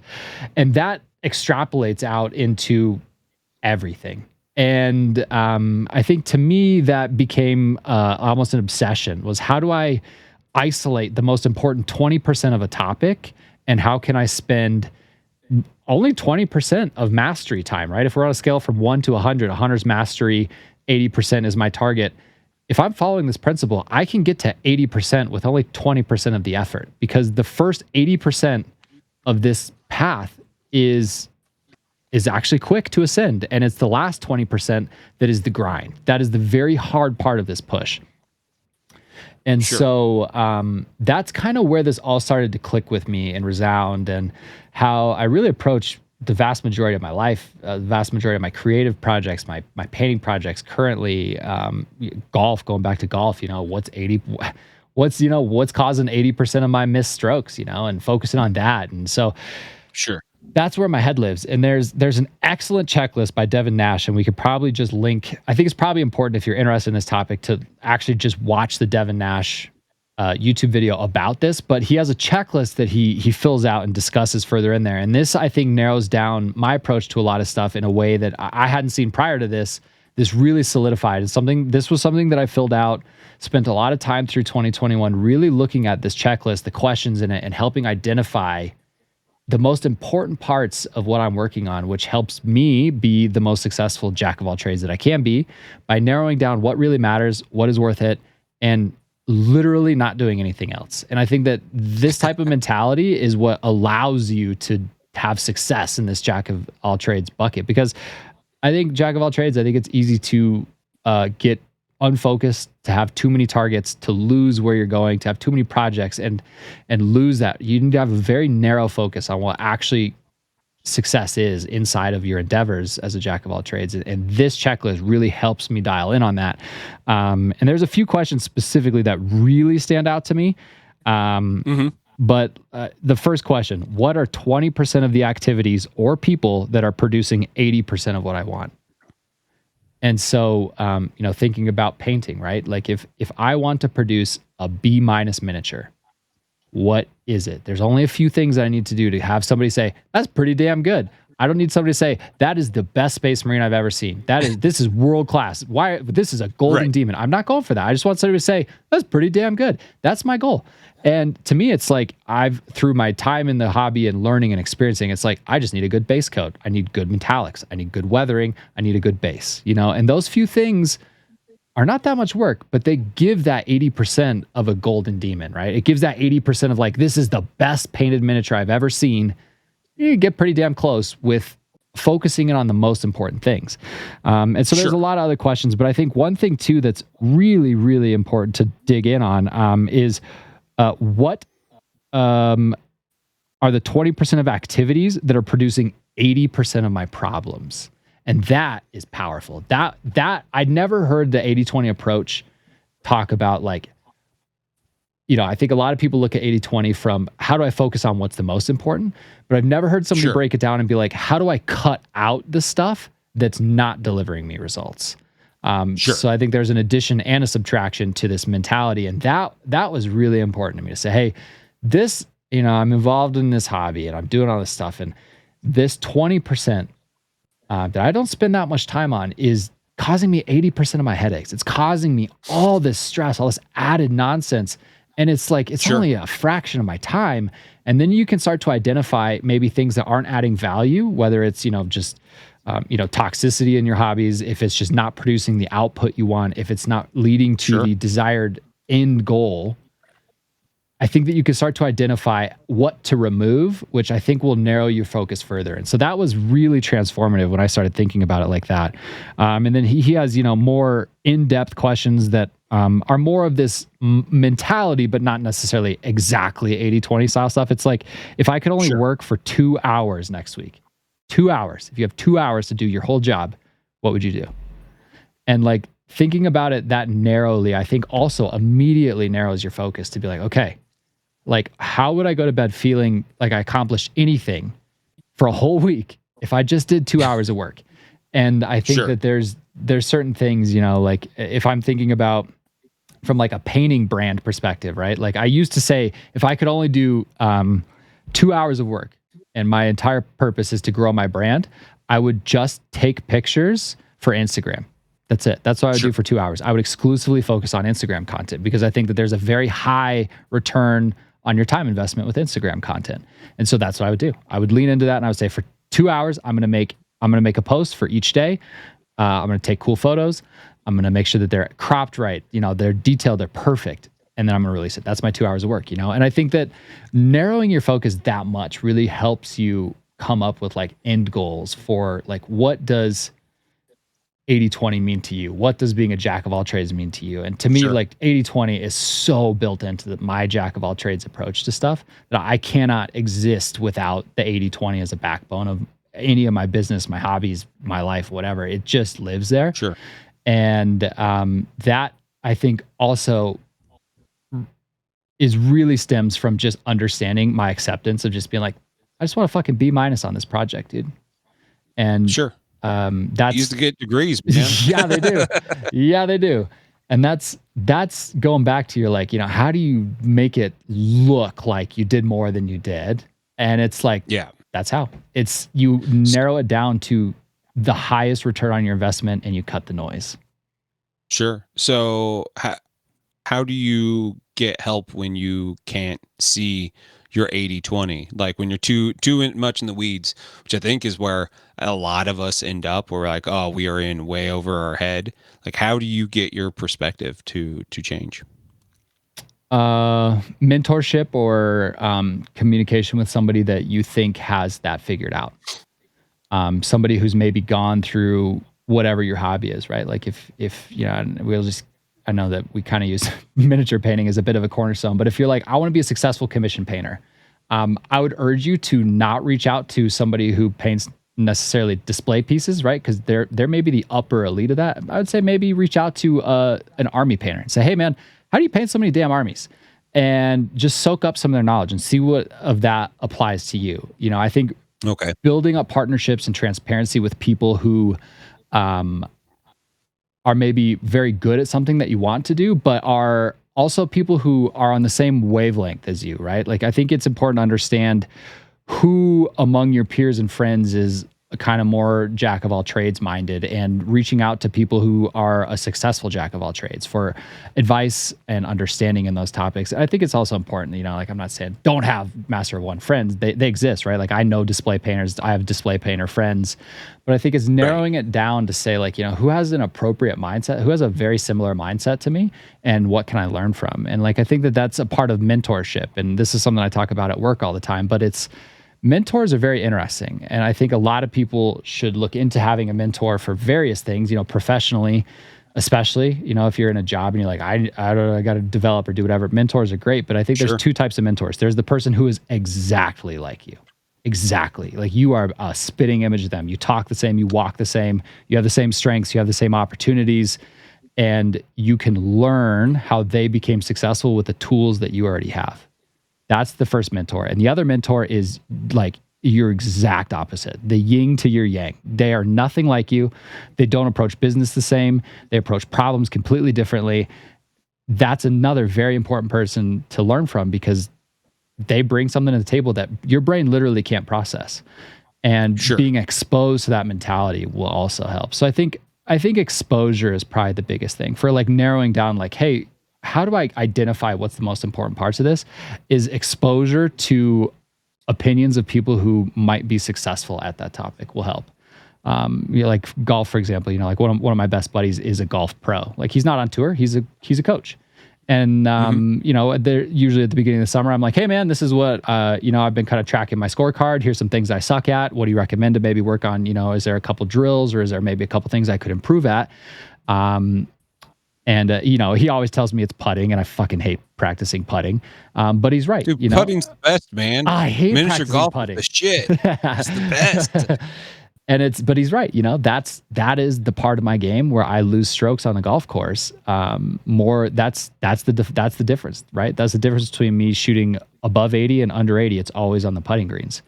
And if I want to improve my score, that's what I got to practice, And so like having somebody to reach out to say, hey, you're an expert at breaking down analytics of this thing, for example, like, he's very good at understanding, looking at somebody's scorecard and saying, this is where your area of opportunity is, and giving you that feedback helps me narrow that focus to be like, fuck, I guess I got to go practice putting this week, And it's like, but that's what will improve me. That's what will narrow my focus to yield the best results on my scorecard this year, is like, I got to make more 4-foot putts than last year, And it's like, that's the difference.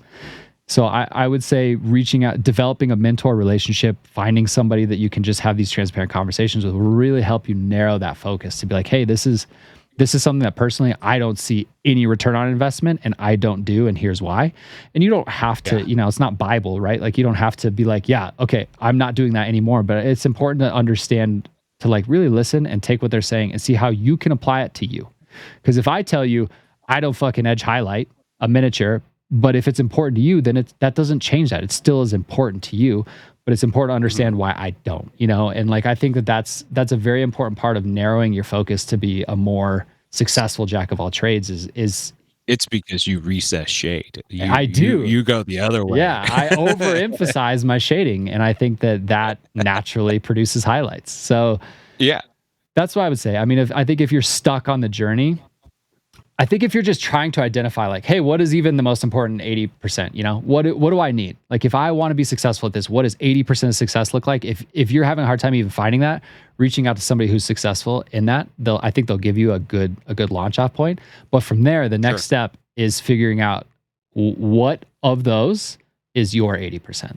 Because everybody has a different B minus, right? In any hobby, in any endeavor, we all have a different B minus, and it's figuring out what is your B minus and what is the fastest way to get there. And I think if you can figure out the few things that you're like, I'd be very happy if my piece had, miniature painting, right? If I submitted a piece to a competition and I have non-metallic, I have a really cool fucking plinth, I have excellent shading, I have good texture, and I have smooth blends, right? If that's it, then cool. There's so many more things you could include in a display piece. But if it's just a handful of things, you can really narrow in and say, these are the only things I'm going to focus on this piece.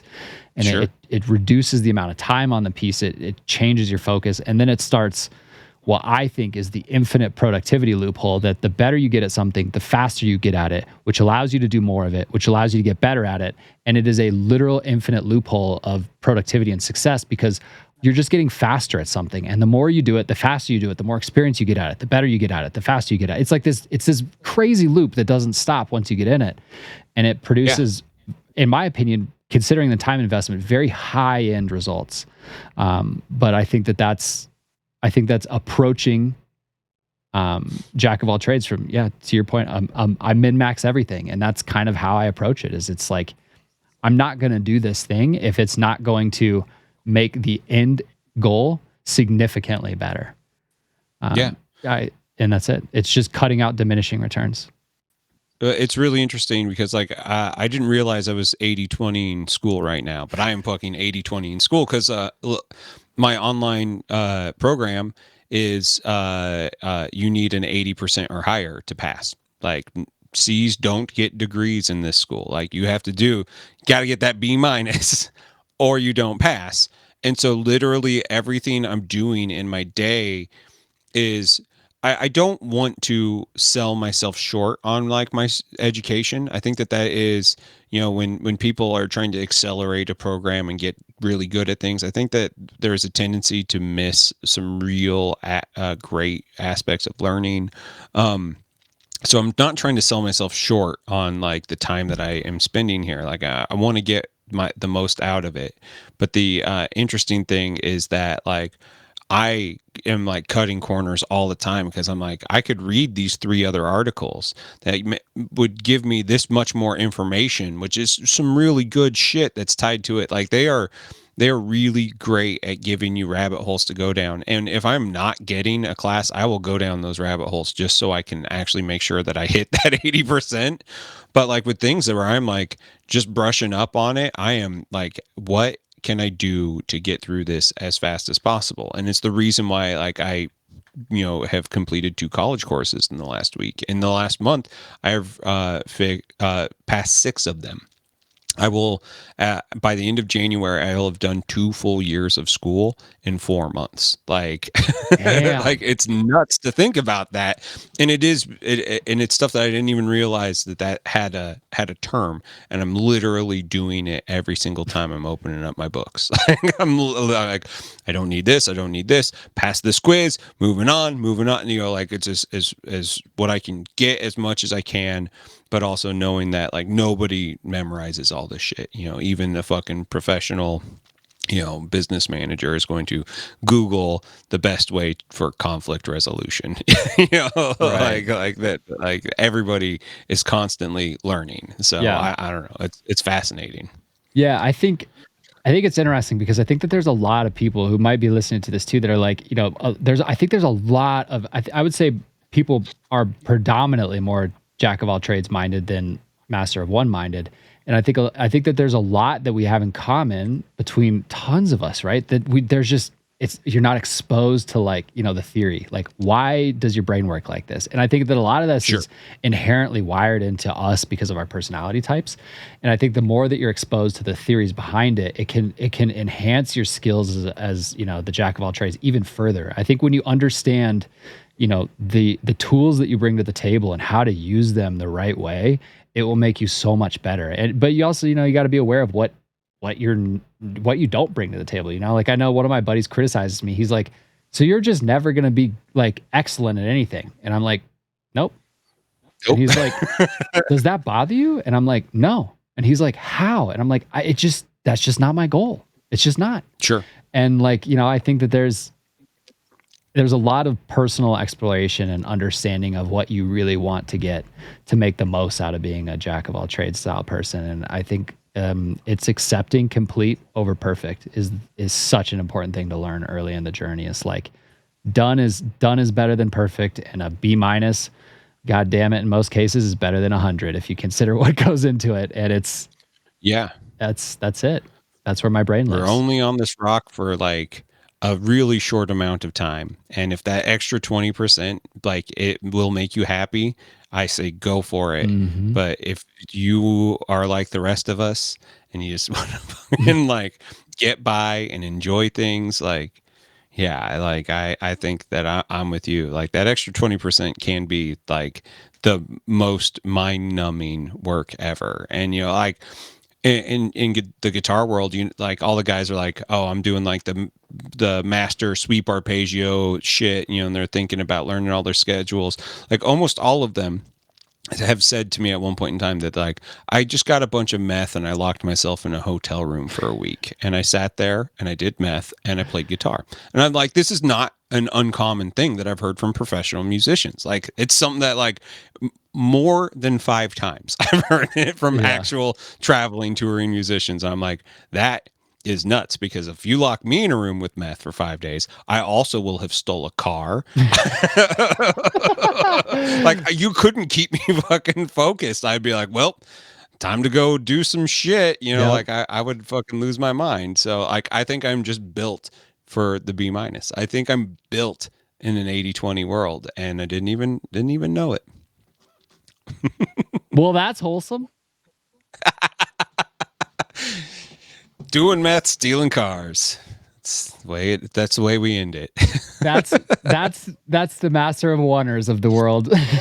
Yep. Yep. I mean, if you got it, and if you like seriously, if you're listening to this and you're like, but I am the master of one, like fucking message us. Let's talk about it, because I would like to actually know what goes into that Me too. more, because I'm fascinated by it, and I think that there is I think that we can all learn from each other. Like I think that like saying that there's any one way to do anything is a really dangerous proposition. I think that we can learn and we can grow just from experience, walking a mile in everybody's shoes and learning how they got where they got. So Huge agree. Huge agree. And I huge think that agree. ties us back to the challenge your beliefs. If you feel Yeah. some way, talk to somebody who doesn't and see if you still feel that way. And Yeah. yeah, I second that. Yeah, if there's a master wonder out there, I'm very curious how your brain works. I want to know all about it. I want to know what you know. I want to know why you're good at it and why you're not a jack of all trades. I do. I'm curious. Yeah. I've got a couple people that I have talked to about doing a show, and I think that we might have some people that will challenge us at their levels. So hopefully we can line them up in the future to do something like this. Yeah, let's do it. Call us. Come on the show. Yes, let's do it. Well, dude, Trenton, thank you for like opening up your process about the jack of all trades and your 80-20 rule, because like, yeah, I think that you'll be thinking about magic all week, and, and you'll be like, that motherfucker ruined my brain today. And I'll be like, how can I get 80% of this done right now? Like, how do I get to just get like, I'll be thinking very differently this week. Yeah. That's how it always goes. Every time we talk, I'm like, man, fuck. Let's pump each other up. Pump them up. What are you stoked about this week? So even though I wasn't able to do New Year's, unfortunately, you know, with the COVID exposures and stuff, I got a board game last week that I backed on Kickstarter called Townsfolk Tussle. It is like Cuphead, and it's like that old 1930s, you know, Steamboat Willie art style, and they have all these like, you know, minis that come with it that are like really fun, cute little like you know, this is Fish Boy and he's got a fish on his head, and you know, and it has these little standees. I don't know if my thing's focusing or not on it, but I decided that I was going to speed paint all of the main characters that you can play as. And I got through 6 of them before we found out that there was a COVID exposure. So I still have one that I need to paint. But like, I had so much fun painting these models, even though they're not good. They're actually really sloppy. And it's like, I took some photos of them and put them online, and I'm like, they're really fun. But like, I look at that and be like, that is like a fraction of my actual skill level going into them. And I just had this moment of like, not everything has to be your best. You can actually just do something for fun and come back to it later and tidy it up if it bothers you. But chances are I'm going to put these back in the box. And when I pull it out to play it in 6 months, whenever, you know, it happens, I'm going to be like surprised that, oh, there's some painted stuff in here and it's going to look cool. So I fucking love the look of the game. It's basically Kingdom Death without all the bullshit. So I'm digging it. I think that it's been a good breath of fresh air for me. Townsfolk Tussle. Hell yeah. I don't think you can buy it anymore. Like you're getting it secondhanded. I know a guy if you want one. Yeah, you got to meet him in an alley, and he only takes crypto. Fucking Cutthroat Cure bought a bunch, and I think he said he still has one left. So like, you know, if you're helping a fellow mini painter and small business entrepreneur out, if you decide that you want it, I think he still has one left. Yep. What about you, man? You know, work's been really crazy. I would say professionally, it's just been, it's actually been really good. We just shifted teams, and I was a little nervous about the team change, but I'm really optimistic about my new boss. I'm having a good time with him. He's great. You know, and I've got a great mentor relationship at work. So I'd say professionally, like I've had a really good like kickoff to the year so far that I'm excited about. Nice. And then personally, like our whole friend group is prepping for a ski trip on Thursday. So we've all been quarantining because it's the same friend group from New Year's Eve being canceled because everybody had like, you know, half the group had COVID. Now they're better and they're getting tested to make sure. And me and my wife just got COVID tested yesterday just to make sure. So the whole friend group, you know, we're all getting tested. We're all like, you know, we've been quarantining. We're trying to do the right thing just leading up to the ski trip. So very optimistic about that. Hoping that we're all COVID free. And looking forward to skiing. We finally are getting a shit ton of snow here because it has been a brutal winter so far. Oh yeah, like dude, there was like up until like mid-December, there was like, you know, 4 runs on the entire mountain open. And there's, you know, when I say the mountain, like I'm talking about Breckenridge, where it's 4 peaks. Like there's 4 mountains. It's one resort, and there's 4 runs on one mountain open. You know, and it's like. There was no snow. It was horrible. Like it's like literally a desert here this year. And finally it's been dumping. There's been like feet of snow coming in a day or two up there. So I'm very excited I feel like the ski season's finally here. I'm really excited to get up there and snowboard a bit with the gang. And God, it's been so long since I've been snowboarding.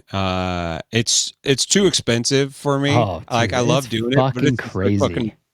It's crazy expensive. I love inner tubing, and I love like snowmobile riding. Yeah, like that's the shit. I got a snowmobile license at like the age of 12, so I could like legally ride on the streets with a snowmobile because like I love doing it. It was the shit. And I miss that aspect of the growing up in the middle of nowhere wilderness life. So I am super excited. It's also why I got a one wheel. So like if you want the feeling of snowboarding the rest of the year, one wheel is the shit. It is Yeah. what it's all about. I've looked into those. I looked into it right like at the beginning of COVID because me and my wife, like, do you remember like peak like lockdown, don't leave your house COVID? And like, but you would like go on like bike ride. Like there was nothing open, but you could like go into the world. It was just everything was closed. So like we got Yeah. into bicycling. We would just bicycle everywhere. And Yeah. we bicycled. We lived pretty close to a reservoir, so we bicycled down to the reservoir one day, and we pull up to a stoplight, and there's a guy on a one wheel standing next to me, and I just looked at him, and I was like, "Is that as fun as it looks?" And he's like, "Hell yeah, brother!" And I was like, "Okay." So I looked into it, and then I was like, "Fuck, these things are expensive for what they are. I don't think I want one that bad." But I did look into them. They're pretty rad. It still is on my like, Dude, it's the aftermarket price is going down on all the XR stuff because they just discontinued them. So Okay. you aren't able to like the new model should be out at the end of the month. And so it's I love it. I think it's I'll a check it great out. time. It's awesome to get outside. It feels like did you ever skateboard? Like if you snowboarded, Yeah, I've like it's snowboarded kind a of lot and the I same. longboarded a lot. Like I've been on skateboards, but I was never a skateboarder. Okay. Well, longboarding is totally similar. Yeah. There is something about telling like you think like I want to go to here, but you haven't done anything. There's no hand controls. You just are leaning into it and you're controlling it off of that. That is just like very magical feeling. And every time like you get out and especially if you got like a bunch of friends with them and like we've done off-road riding with them, which is nuts. The fact that like you're like keeping up with mountain bikes going through these weird like single track trails and shit like is it's thrilling and it's a hobby that I didn't know how important it would be to me and this year it's like I love it. I'm like pissed that it's so cold outside right now because it is no fun to one wheel in the cold because if you do Yeah. fall and hit the concrete in the Ugh. cold, ugh, no Nope. thanks. No Falling in fucking the thank snow, you. not so bad. Just sucks, but like concrete, ugh. Yeah. Yeah. Yeah. Right on, man. Well, thank you so much for all of your insight. No, thank you, dude. I This has think we all been got a lot to chew on, man. And jack of all I trades. appreciate this. Jack of all trades. Team Jack of all trades. It's the gang. It's the gang. Um, yeah. I mean, I don't really have a ton of closing thoughts. I mean, I think that, Yeah. yeah, as always, this has been a wonderful conversation, Heath. Always a pleasure. Something wholesome. We're Something very wholesome wholesome. people. Thank you guys for tuning in. Come find us See on ya. Instagram, on our YouTubes, on our Twitches, on our band camps. Come hang out. It's good time. We love y'all. See you next time.